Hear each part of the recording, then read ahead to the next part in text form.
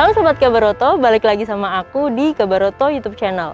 Akhirnya di video kali ini Kabaroto berkesempatan buat nge-review mobil off-roadnya Suzuki yang fenomenal.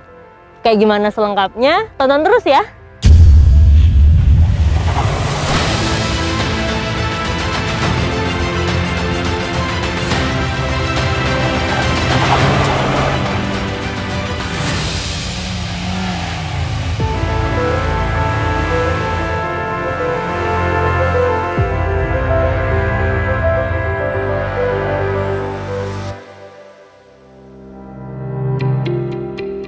Suzuki Jimny pertama kali diperkenalkan tahun 1979. Nah, ini generasi keempatnya yang diluncurkan waktu GIAS, Gaikindo Indonesia International Auto Show, tahun 2019 kemarin di bulan Juli. Nah, Suzuki Jimny walaupun masih baru tapi udah dapet penghargaan. Yang pertama, 2019 World Urban Car, dan yang kedua, World Car Design of the Year. Kita mulai dari eksteriornya ya. Suzuki Jimny ini pakai lampu proyektor sama LED dan fog lampnya udah pakai LED. Terus di bawah lampunya ada semprotan gitu. Jadi kalau kita lagi di tengah off-road, kena pasir, tanah segala macam, bisa pencet tombol yang di dalam. Nanti di sini akan ngeluarin air buat ngebersihin si headlampnya. Terus lanjut ke kaki-kaki. Suzuki Jimny pakai ban Grand Track dengan profil 195/80, ukuran peleknya 15 inci.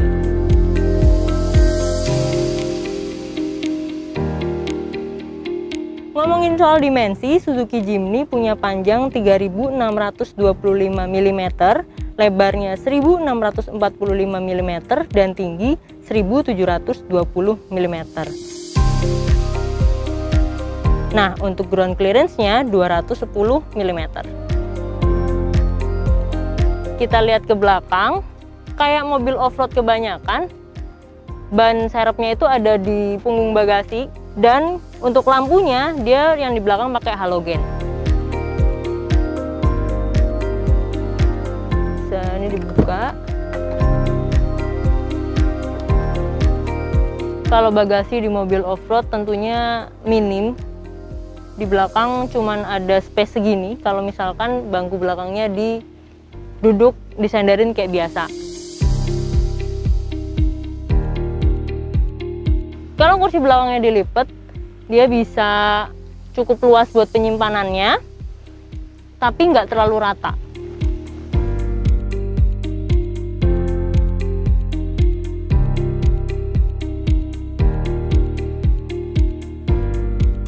Nah, sekarang udah ada di kabinnya Suzuki Jimny.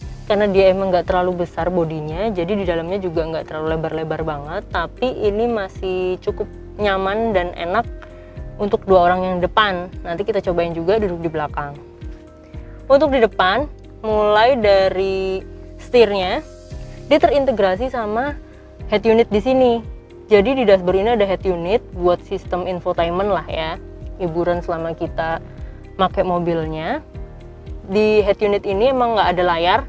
Jadi murni nanti cuman suara doang. Di sini bisa terintegrasi sama smartphone pakai Bluetooth, terus bisa masukin CD juga, radio sama media lainnya.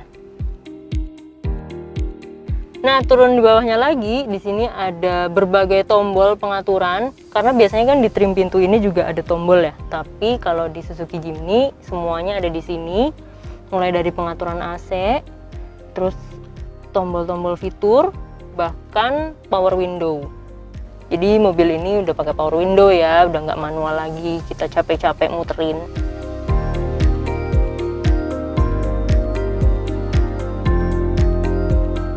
Terus di bawahnya lagi ada port USB.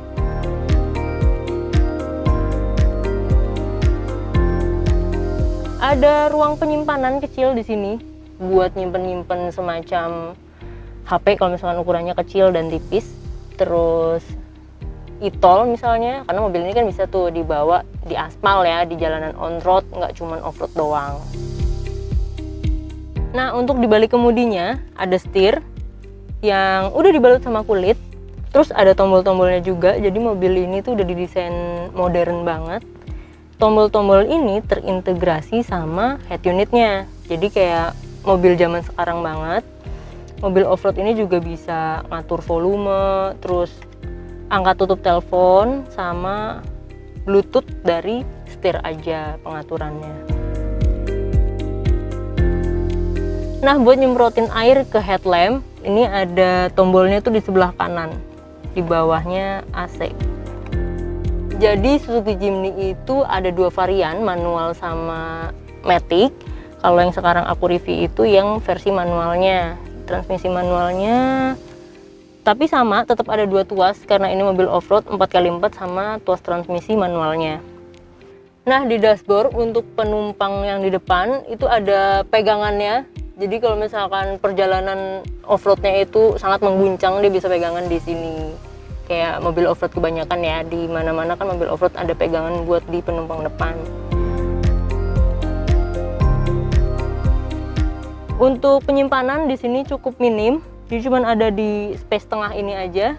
Ada 2 bottle holder sama 1 space kecil. Kalau aku sih buat nyimpen HP.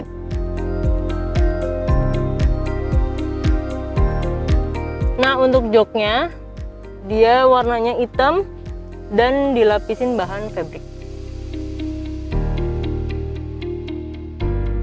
Kita lanjut ke belakang ya.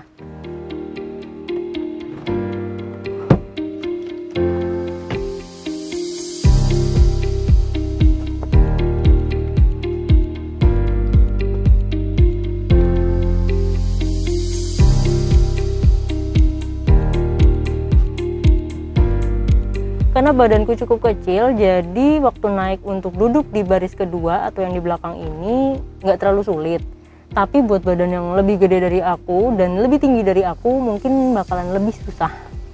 Karena space-nya cukup kecil dan untuk duduk di sini tinggiku 158 cm dan untuk posisi duduknya ini masih ada 1 jengkal. Dan untuk legroomnya kira-kira masih ada setengah jengkal. Untuk di belakang udah ada pegangannya, tenang aja. Jadi kalau misalnya kita ikut off-road nggak perlu takut buat kegelimpang sana sini, dan udah ada seat belt juga. Untuk sandaran kursinya ini udah yang paling belakang, nggak bisa dikebelakangin lagi, dan headrestnya bisa diatur. Buat yang duduk di belakang juga nggak perlu ribet nungguin yang di depan itu ngelipetin si jok, tapi kita bisa lakuin sendiri. Injak aja pedal yang ada di bawah sisi kiri joknya, dia akan ngelipet. Nah, kita bisa turun deh.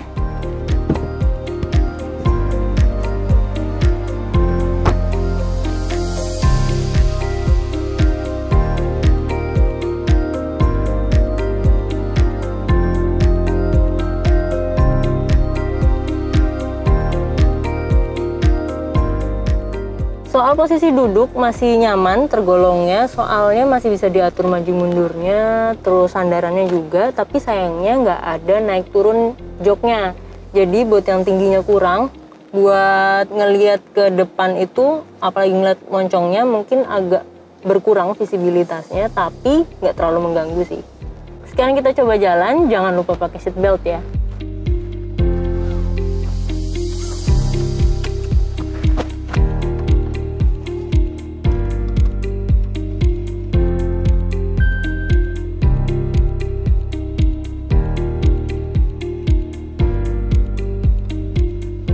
Kayak mobil kebanyakan, di sini juga bakalan ada warning buat yang nggak pakai seat belt, tapi untuk penumpang depan aja.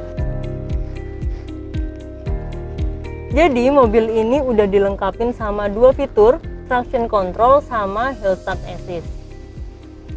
Kalau untuk fitur hill start assist, dia akan membantu si mobil waktu off-road. Jadi waktu kita off-road nih, terus naik ke tanjakan, fiturnya akan berfungsi untuk ngehold si rem. Jadi mobil ini akan ngerem, berhenti tanpa kita injak pedal remnya. Itu akan membantu keselamatan si pengendara maupun mobilnya sendiri. Mobil ini juga dilengkapi sama traction control. Enaknya, fitur ini bisa di-on maupun di-off sesuai kemauan si pengguna. Tapi sayangnya, kalau kita lagi off si fitur tersebut, terus kita injek rem, dia akan secara otomatis nyala lagi atau aktif kembali. Mobil ini punya radius putar 4,9 meter.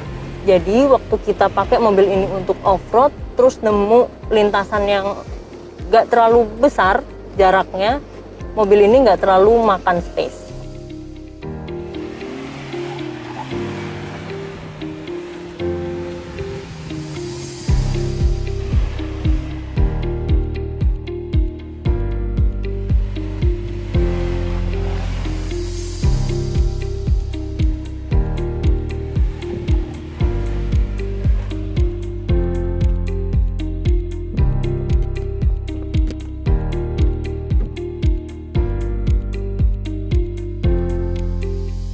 Kalau soal bahan bakar, konsumsi bahan bakarnya si Jimny ini dibuat luar kota 14,7 km per liter.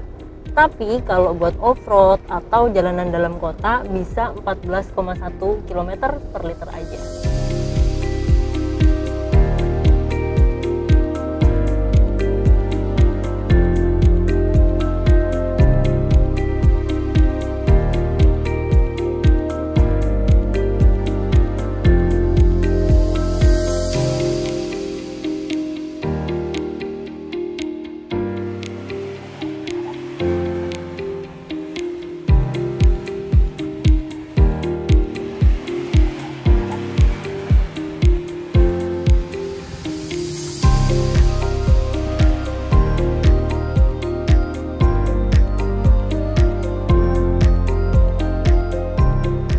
Nah, kayak tadi ngerasain performanya Suzuki Jimny.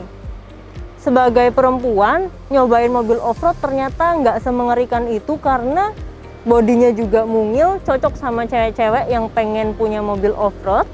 Terus ketika duduk di dalam, sebagai pengemudi maupun penumpang masih tergolong nyaman.